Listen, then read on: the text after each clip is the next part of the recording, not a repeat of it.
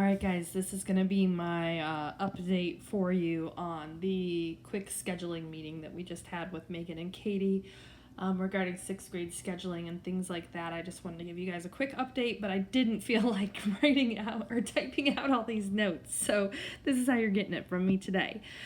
Just really quick, I'll go over everything. I got to be honest, guys, like they have thought through everything. I mean, there's a lot of things they still don't know, obviously, but I mean, just talking to them and seeing the schedule that they've designed and thinking and hearing how they've thought everything through, it was really encouraging because they've thought of everything. Like, they've done such a good job for us. So, at any rate, though, let me get started here.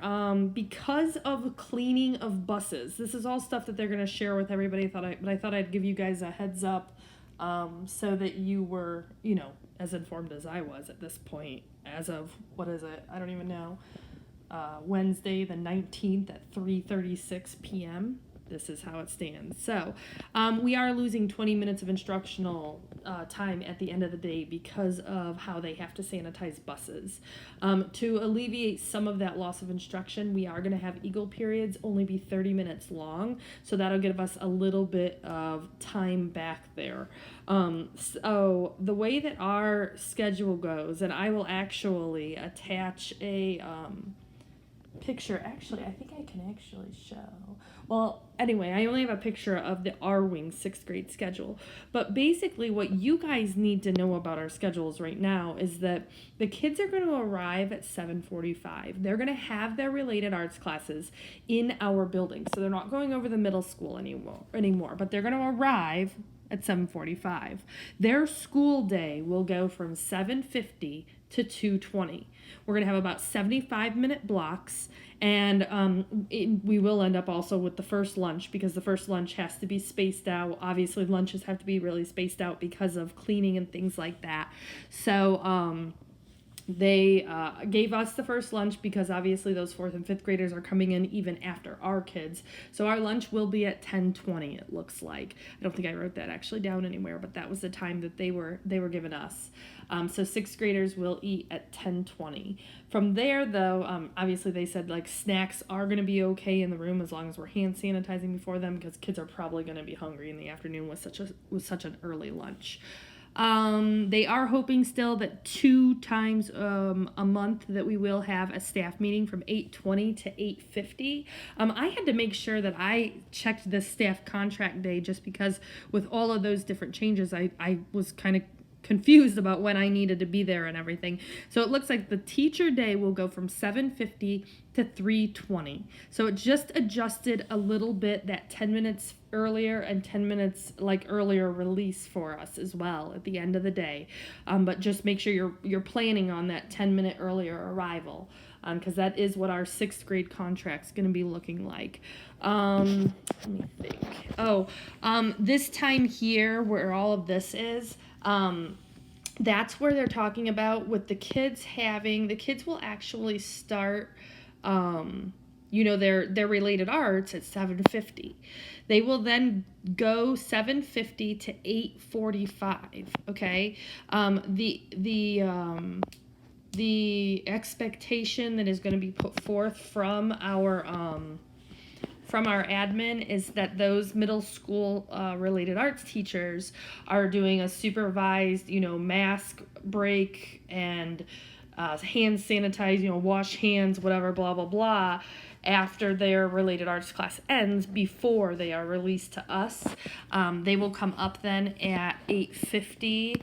And I think they had like a homeroom scheduled where they're talking about doing video announcements. So classes should be able to start then by 9 o'clock on the dot for us. So we'd have that 9 o'clock to 2:20 minus lunch and recess as our instructional time.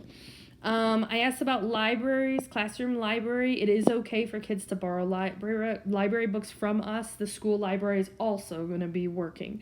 The only rule about that is that if a kid takes a book, it has to sit in a bin for 3 days before it can be reshelved, but it doesn't have to be wiped down or anything like that. So as long as it can sit in a bin, we're good.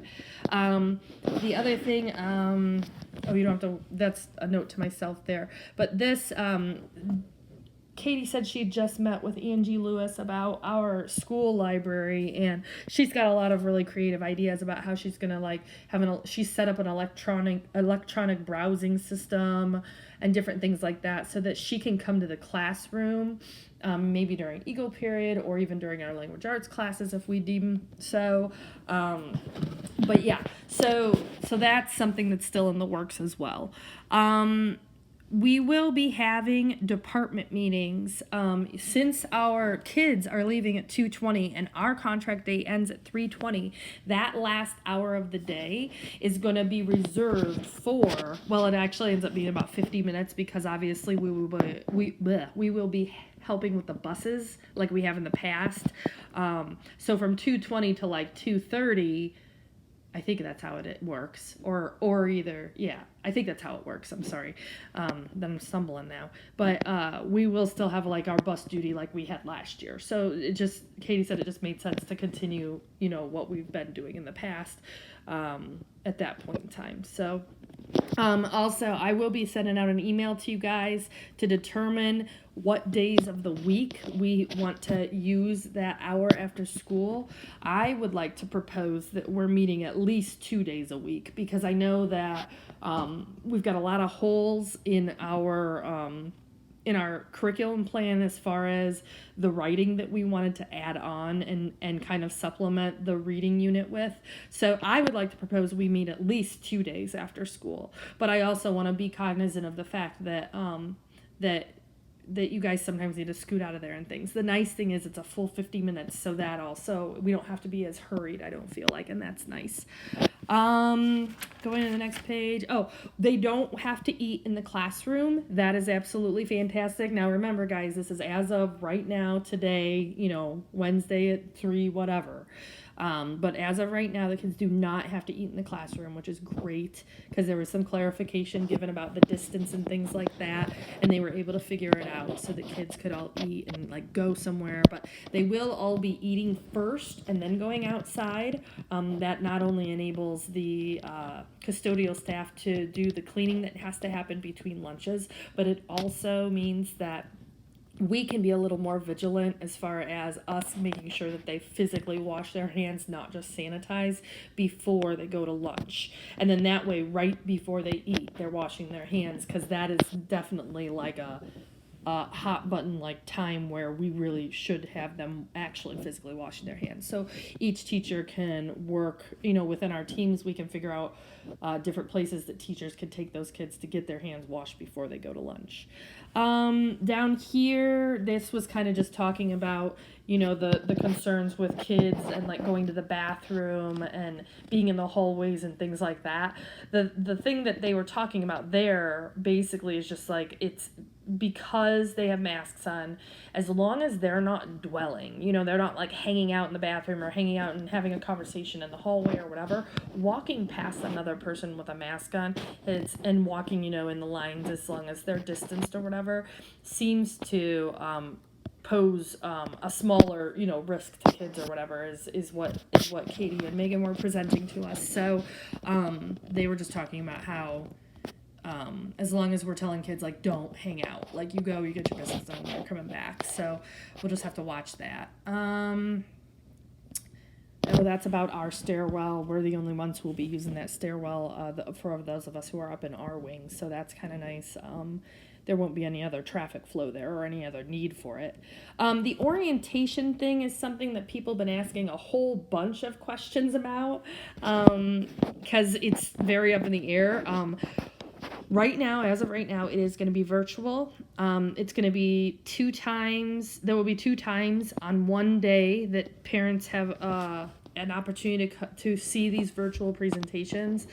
But there's a mock presentation that's going to be prepared for us already where we're just going to have to plunk in a couple of personal things. So don't get worried about that. Like, don't think you're supposed to be working on that presentation or anything like that.